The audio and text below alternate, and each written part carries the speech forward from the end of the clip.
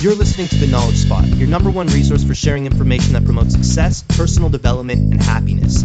I'm your host, Jared Cherry, and my goal is to shed a light on the strategies, mindsets, and routines that have led to each of my guests' individual success. Thanks for taking the time out of your day to listen, and I hope you enjoy what we have in store.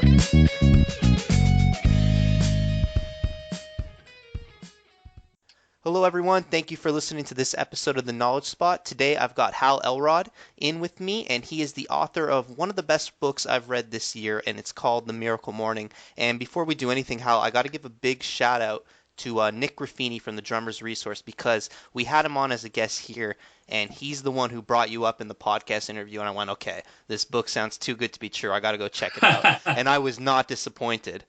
Nice, man. Well, yeah, shout out to Nick. Way to go. Thanks, Nick, for recommending me and making the introduction. I appreciate it. Yeah, and I saw you guys just did an interview together too, so I'm going to have to go ahead and watch that as soon as I can. Yeah, absolutely. Cool. So Hal, I think to start this off, for listeners who aren't aware of your story, I think it's pretty important that we bring up what happened to you when you're 20 years old. And you can correct me if I make any mistakes here, because I am going off memory. It's been a bit since I finished reading your book, but as I recall, you're 20 years old. You're doing extremely well financially and in your business.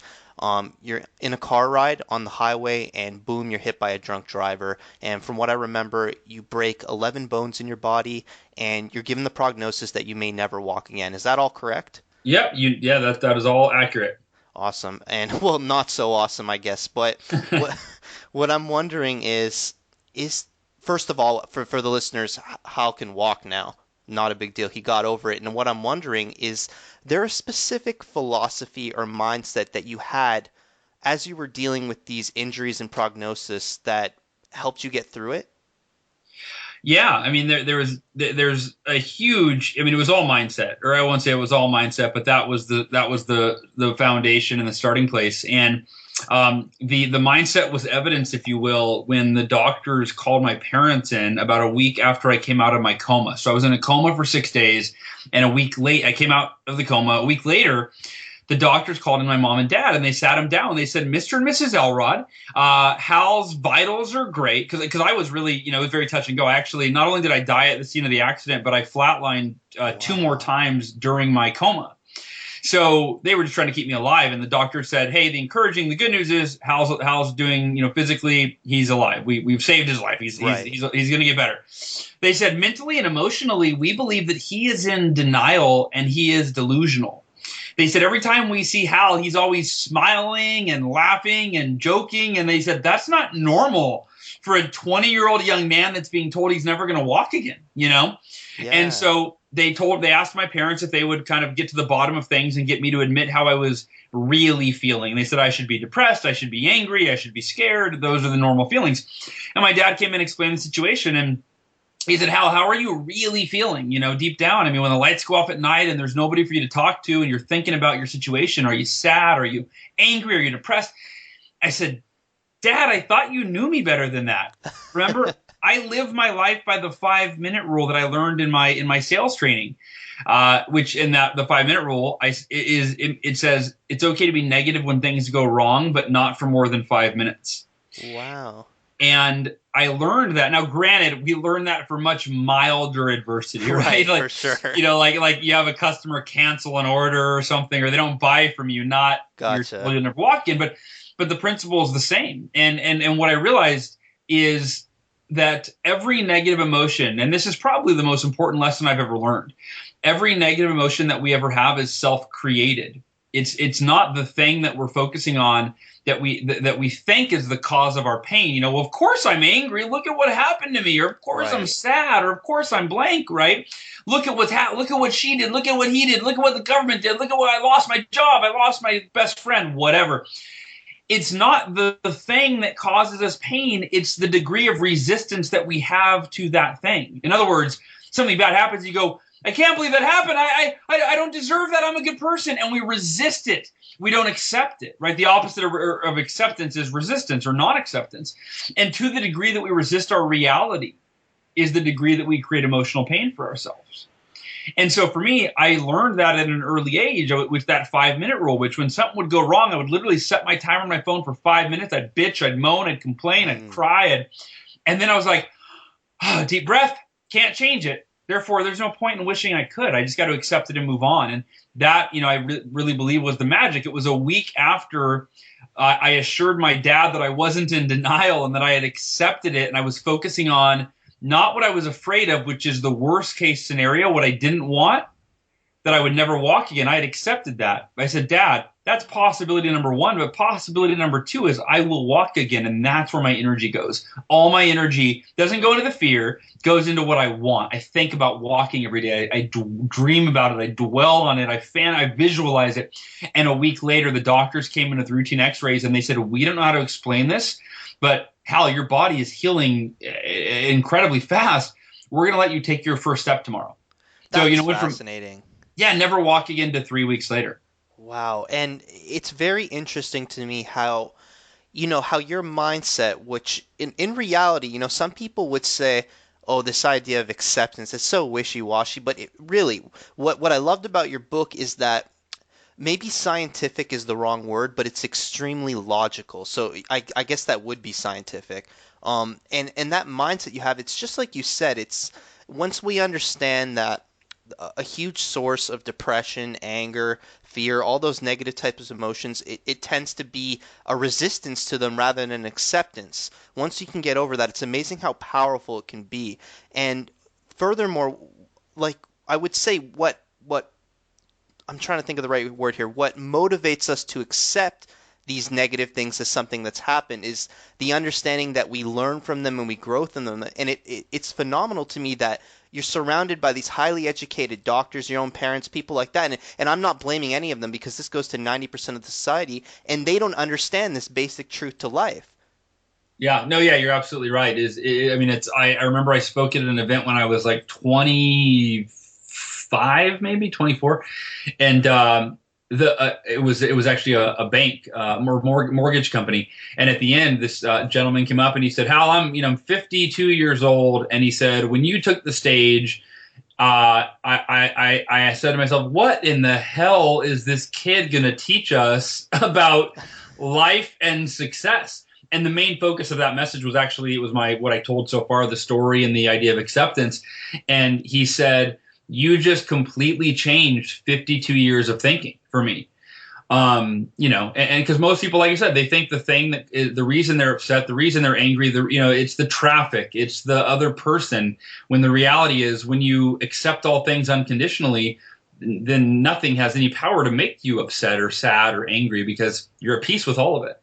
Exactly, and I always stress this to my listeners is when Hal brings it up, it sounds so simple, but as I always say, that doesn't mean it's actually easy to do. This ability to accept various negative circumstances comes with practice, and it's nothing Yeah. in my experience that I've ever been able to perfect yet. But it's something I strive towards, and I've seen the benefits. And again, I have to emphasize just how logical it all is. Yeah, and anyone listening, if you want deeper training on that, if you want to go deeper into the idea of like how do you accept all things you can't change, and because it is a mindset shift, and it's kind of like any habit, it takes roughly 30 days of doing it. But if you want to go deeper on that topic specifically, you can go to can'tchangeit.com without the apostrophe in the word can't. So CANT, can'tchangeit.com. You don't have to put in your email or anything. Just if you go there, there is a 10-minute video of me going in depth on that topic in a speech I was giving in New York a while back. So that's also you can show to a friend, or if you have a family member that, man, they're always upset over things that they can't change, which we all know people like that, Yep. including ourselves, right? It really is amazing. I mean, ultimately, you want to get to the place of what I call accepting life before it happens, which is where when you acknowledge that as an intelligent human being, there's no value in getting upset over something that you can't change, then from that place, you decide that, you know what, I'm going to accept life before it happens. That means no matter what happens to me, I won't even wait 5 minutes. I'll just accept it before it even happens. And then when it happens, I'll figure out what I can learn from it or whatever and move on. And that's kind of the evolution. Is it started with the 5-minute rule. Then it turned into, where I'd give myself 5 minutes to be upset. And then I'd go, oh, okay, can't change it. All right, take a few deep breaths. All right, I'm going to be at peace with it. Then it went to the 5-second rule where I'm like, I don't need to sit here for 5 minutes. Like, let me get pissed off for a second. Son of a bitch. All right. Oh, can't change it. And then I move on to the point where then now something happens and I don't even have to curse. I just go, yep, crash my car. Oops, shouldn't have done that. Should have been paying attention, I mean, really, Yeah. and that's really how it evolved. Yeah, and it probably sounds, to some people who've never experienced this kind of power you can have over your own self and its emotions, to some people it sounds so unrealistic. And as someone who would have been one of those people not too long ago, I have to say you're hurting yourself by at least not trying it. That's all I can say. I can't go into your heads and tell you that you're wrong or you're right, but in my experience and Hal's clearly, this is something that can be great for you. And Hal, I want to take it back a second. You brought up this idea of a habit being formed in 30 days, and I would say most of your book, The Miracle Morning, is based off that essential notion where something can be learned and it can be the basis of your life or one of the foundations of your life through that learning. And I find it interesting how you go from such a structured scientific understanding to the way we can make our life, and then at the same time you have this other understanding that you have to be extremely flexible and accepting of that structure isn't always going to work out. And I'm wondering then, a lot of people are going to read your book, and I'll just give them a quick synopsis here. So the book, what it's going to tell you, and I may be butchering this out, so feel free to jump in at any time. No, butcher away. That's all right. But what I learned the most from it was the idea of orienting myself throughout the days and the weeks. That's how I've been using it, and just waking up every morning with a clear purpose in mind and what I'm interested in on top of that. So keeping that in mind, where you're waking up every morning and every beginning of the week and writing out a plan of what you want to do and going about it, how do you balance that with the secondary understanding that those plans can all go to shit in a heartbeat? I think that's the beauty of the miracle morning is you're ensuring that your day is consistent every single day so that in terms of how it starts, because you can't control how the day goes. Typically there's a lot of variables, but when you're up in the morning before the first phone call comes in, before there's no work to get done, before the rest of your family's even up, right? Right. That is the part of the miracle morning, is that you're ensuring that you start every day at a level 10 in terms of who you are and who you're becoming, that you put yourself in a peak physical, mental, emotional, and spiritual state every single morning to take on your day. And when you win the morning, you win the day. You increase the likeliness. If you put yourself in that peak state in the morning and you focus on your goals and you align yourself and your schedule with your highest priorities, then you win the morning, you win the day. In fact, Tony Robbins was interviewing Evan Pagan this a couple of years ago, actually probably 5 years ago was the interview. It was for a program Tony did called New Money Masters. And if you don't know who Evan Pagan is, he does $25 million a year as an entrepreneur, very successful, really cool guy. He, at the end of the interview, Tony Robbins said, "Wow, Evan, you've given us so much value." And I'm paraphrasing here, but he said, "You've given us so much value. You've taught us so much. If you could summarize everything in what's the most important thing that people could do to take their success to the next level?" And Eben, without hesitation, said, "Create a morning success ritual. Nothing else sets the context or your mindset for the rest of the day." So when your day does go to shit, Jared, the beauty of it is instead of waking up to the same shit, it's like you wake up to your miracle morning. When I created the Miracle Morning, it wasn't going to be a book. It was just for my own, I was trying to get out of a difficult spot after the economy crashed in 2007 and 8. And if I had a bad day, normally you go to bed thinking about the bad day and stressed out over I got to wake up to my problems. But when I started the Miracle Morning, it was like every night before bed, I got to hit the reset button because I wasn't waking up to my problems. I was waking up to my Miracle Morning. And that for me was a game changer. And I totally relate. Like what I found using the Miracle Morning method is I've almost like created a safety in the days that I implement it, meaning that just like you said, like my day may go to shit at any time, but fully knowing that within the first 3 hours of my morning, so let's say I'm waking up at 6:30 in the morning, by 9:30 I've done most of the important things that I need to do to at least have some productivity and less worry throughout my day in case something does go wrong. So it's like I said, it's almost like you've created this safety where you get stuff done so early and so efficiently that you can almost feel like relaxed throughout the rest of the day. Yeah, I recently, and then you might have heard this. I've pretty been excited about it. I've posted it in a few places. But Robert Kiyosaki, the author of Rich Dad Poor Dad, who is like a hero of mine, He reached out. He actually read The Miracle Morning. In fact, he read it 3 times, and he reached out to me to interview me for Rich Dad Radio, his radio show. And at that time when he reached out, I was just excited to be on his show, but I didn't know if he even read the book, let alone Right. read. And he said, "Hal, I've read your book 3 times. It has completely changed my life." And this is from somebody who's already a multimillionaire. He's 60, I think 67 years old. Right. He's at the pinnacle of success, and he's like a leader in the personal development space. Let alone the fact that I think he's read over 1,000 of the best personal development books. So I thought the odds of my book making any kind of dent for him I didn't think there was much of a chance. And he said, yeah, he was on like his 60th day, and so. The reason I share that is the thing about the Miracle Morning is it's extraordinarily universal. There's that whole philosophy of like niche to get rich. Like you got to find your niche of who's your book or your product or your program or your service going to be for, and go after those people. And then this what I did with the Miracle Morning is I created something that was universal. Now I didn't know how universal, meaning when I wrote it. And when I created it, it wasn't like I was thinking, this is what millionaires need to go to the next level of fulfillment in their lives, Right. Right. But because I created it for me when I was $50,000 in debt, in credit card debt, losing my house, deeply depressed, and in the worst shape of my life physically back in 2008. That's what I created it for, to get myself out of that. And it was less than 2 months that I more than doubled my income. I went from being in the worst shape of my life physically to deciding I was going to run a 52-mile ultra marathon that I completed a few months later. Wow. And I went from being deeply depressed to the most unstoppable that I had ever been in my life. And it was all within 2 months. And that's why I started calling it my Miracle Morning. But it was never going to be a book. It was just my Miracle Morning based on kind of my results.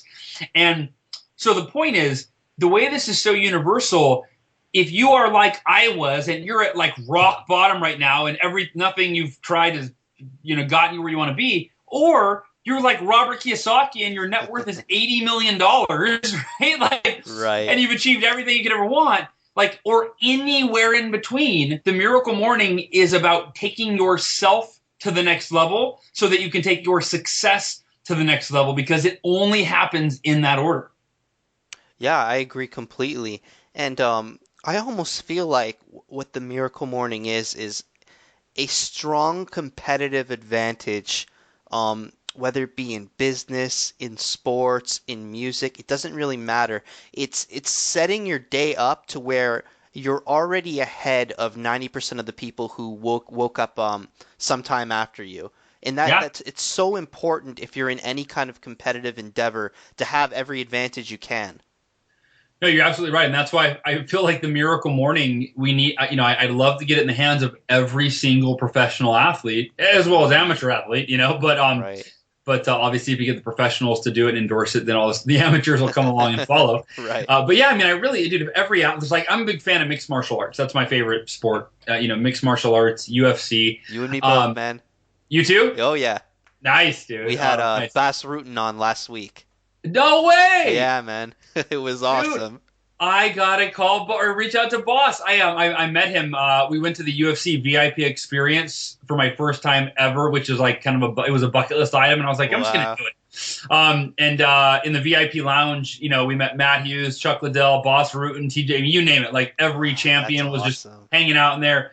And yeah, Boss is really funny. He's funny to the point of where I don't know that I don't think I can share what he said, how funny he is on this podcast. But anyway, the point is, I'm really passionate about getting the sport of mixed martial arts. So getting the Miracle Morning in the hands of every UFC fighter. If they started every day with affirmations and visual, all of the things that the Miracle Morning is. I think they'd put themselves in, the best chance of winning. I couldn't agree more. And for listeners who have already heard the episode with Boss Rutten, they're probably going, Boss does a Miracle Morning. He may not call it that, but Bass and I got right down to his morning routine, and it is, I wouldn't say eerily, but it's extremely similar to a Miracle Morning routine. And I don't think it's Awesome. any coincidence that Bass became a heavyweight champion. Yeah, no, yeah, you're absolutely right.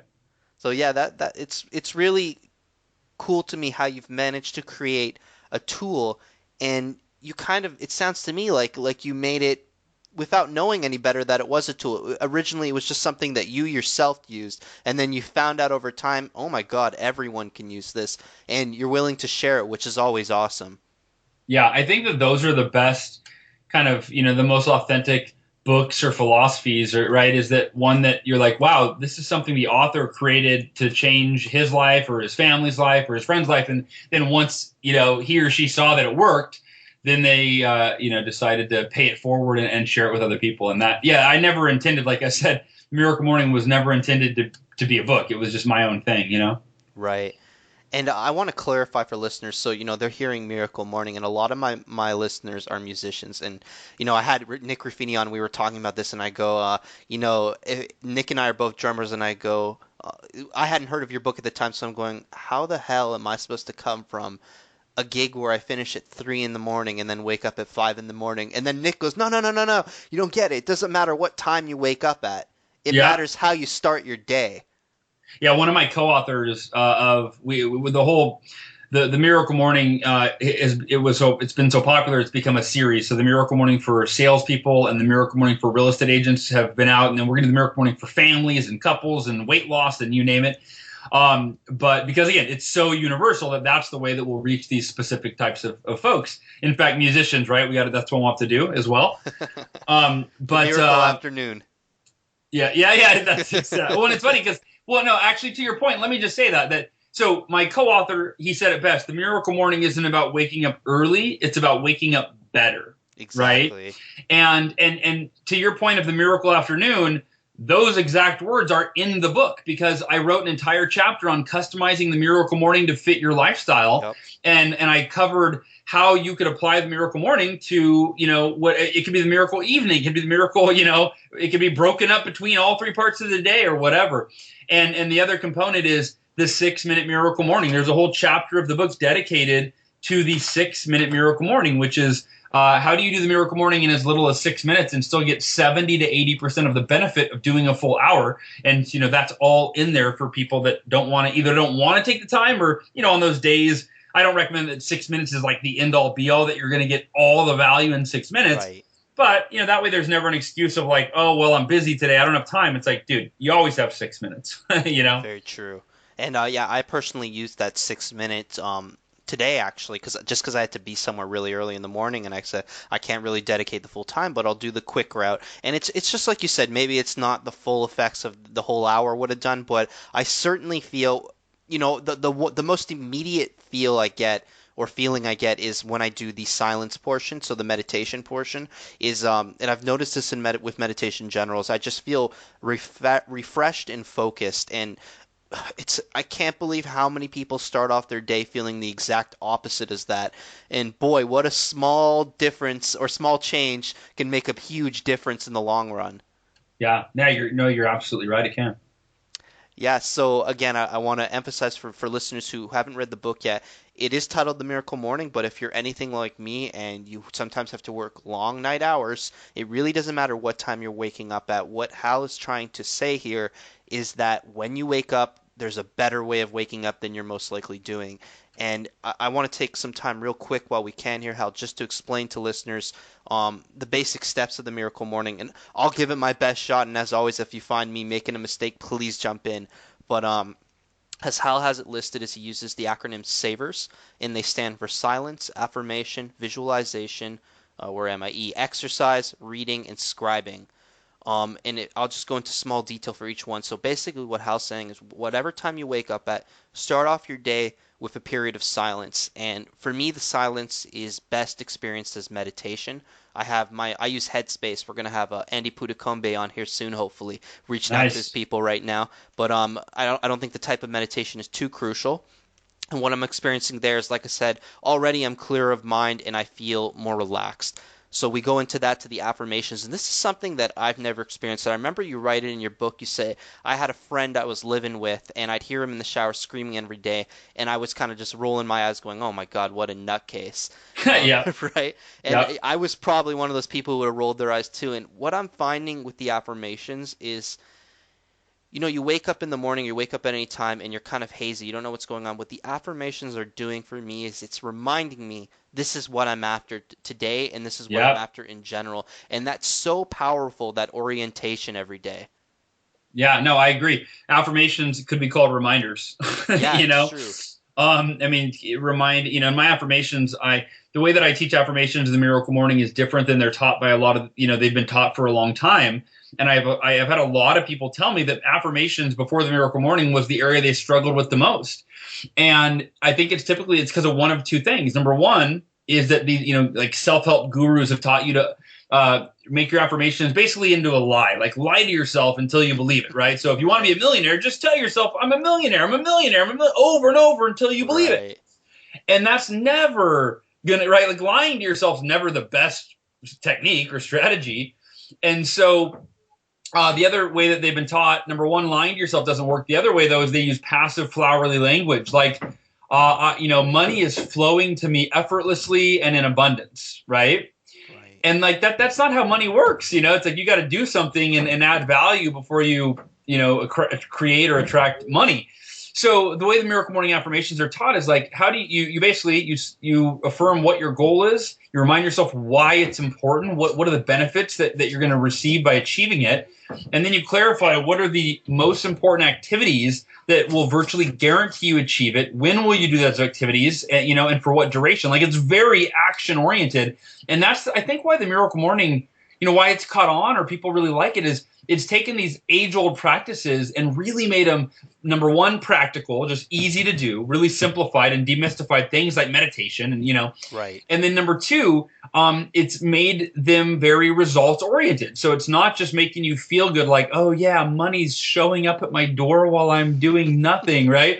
It's like, no, no, no, no, no. Here's the amount of money I want to earn. Here's why. Here's what I'm going to do today to ensure that I achieve that goal, right? So that really, I think, is what makes all of the savers, effective for people. So, No but go doubt. ahead. Exact. I couldn't agree more. It comes back to what I was saying at the beginning, where I feel like your book it risked when I first heard of it risked walking into this territory that I would consider wishy-washy, woo-wooey, that kind of thing. And what I Sure. found reading it is it's very logical. And I'm the kind of person who was very cynical at one point in my life, and cynicism and logicality, I think that's the adverb I'm looking for there. They go hand in hand. So what I found reading your book is that you took these concepts that could be very mystic and you made them extremely logical, and I love that. So with your affirmation examples, like you said, so we hear these stories of these guys going, I'm a millionaire, I'm a millionaire, I'm a millionaire, and everyone rolls their eyes, right? Or 90% of the people roll their eyes. What you're asking people to do with your affirmation is,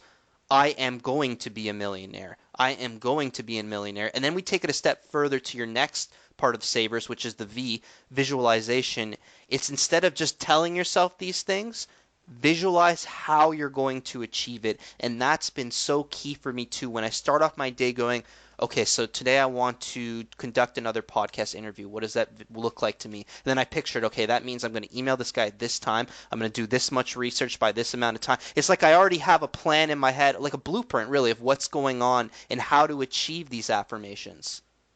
Yeah, no, yeah, you're absolutely right. It's that anything that you want to create in your life, you got to go there in your mind first. It's why athletes visualize, right? Like when Tiger Woods was the best golfer in the world, he was very vocal about how he would visualize playing the perfect game of golf, right? Running the court, the drawing a blank of what you call the greens or not Right, the right, green. yeah. The fairway, yeah. The fairway. Yeah. Anyway, but the course. I think that's what I was looking for. Anyway, so the course. I'm So not a golfer.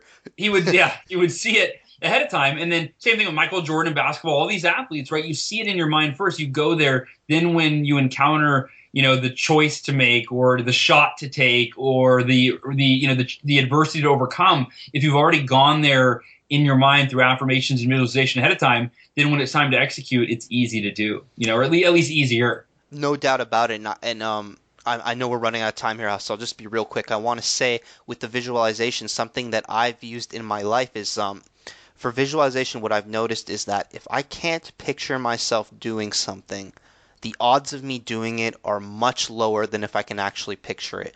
So, I'm a drummer. Let's say I have a gig and there's this huge drum fill that comes about 3 minutes in the song. Even though I've never played this fill before, let's say out of, practice context, I sit down, visualize myself at that gig, what the lights might look like, blah, blah, blah, fully being aware that I got to be flexible, and I go, that's how it's going to look when I do it. And even if it doesn't look exactly like that, because I kind of have that blueprint in my head, it's that much easier. Yeah. Awesome. No, I think that you're right, and it's whether you're an athlete or a drummer or a human being, I mean, like what, or like here's a great example. Let's say you're a stay-at-home mom, for example. My wife is a stay-at-home mom, right? Right. Imagine every morning you affirm how you're going to treat your kids, how you're going to respond when they act out. Rather than getting upset or angry or reacting out of emotion, you react out of a predetermined, highly intelligent approach to best parenting your children, right? Exactly. So again, so in the way that this is such a, all six of these techniques are universal. In fact, Robert Kiyosaki, going back to what he had shared with me, in fact he sent me this in writing. He said, Hal, before the Savers, no one had ever taken the six of these ancient, best. I think he said it was the best practices that evolved over, centuries of human consciousness development. He Right. said no one had done all of them. Most successful people do at least one of them, but no one had done all of them. And he said that, putting them all together, that's what he does every day now. He does all the Savers. And he said his exact quote was that doing the Savers every morning is like pumping rocket fuel into my mind, body, and spirit every day before I start my day.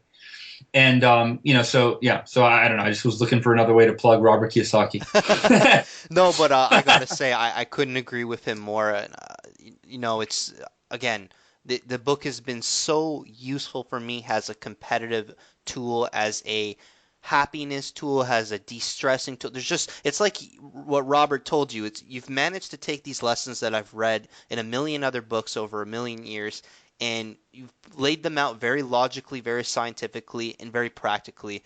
And I appreciate that so much, man. It helps so much, especially as it started off as something that was just for you and you were willing to share it. Hal, I don't want to keep you any longer. I know you're extremely busy. If people do want to find you, can you tell them what social media you have?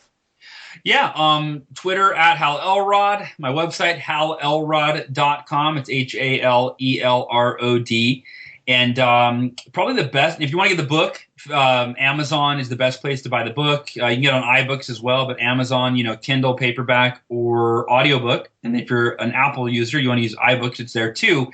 The best place to connect is the Miracle Morning community Facebook group. I created a Facebook group when the book came out. I had no idea what it would become. It has literally become, we have over 19,000 members. Wow. We have about 100 people a day asked to join from all over the world.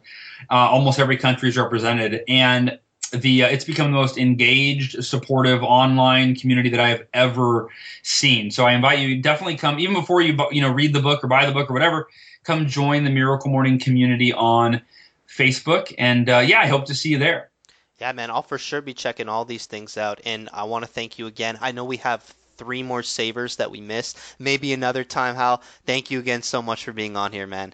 Yeah, my pleasure, Jared. Thanks so much for having me. And everybody, thanks for tuning in. I hope you got some value, and I hope to see you in the Miracle Morning community. Take care. You too, Hal. Have a good one. That's it for today's episode. If you guys like what you heard, follow us on Twitter at _theKspot.net, search for The Knowledge Spot on Facebook or SoundCloud, or check us out at www.thekspot.net. Lastly, if you guys have any questions for me, I plan on doing my own personal Q&A sessions through YouTube, so email me at contact@thekspot.net.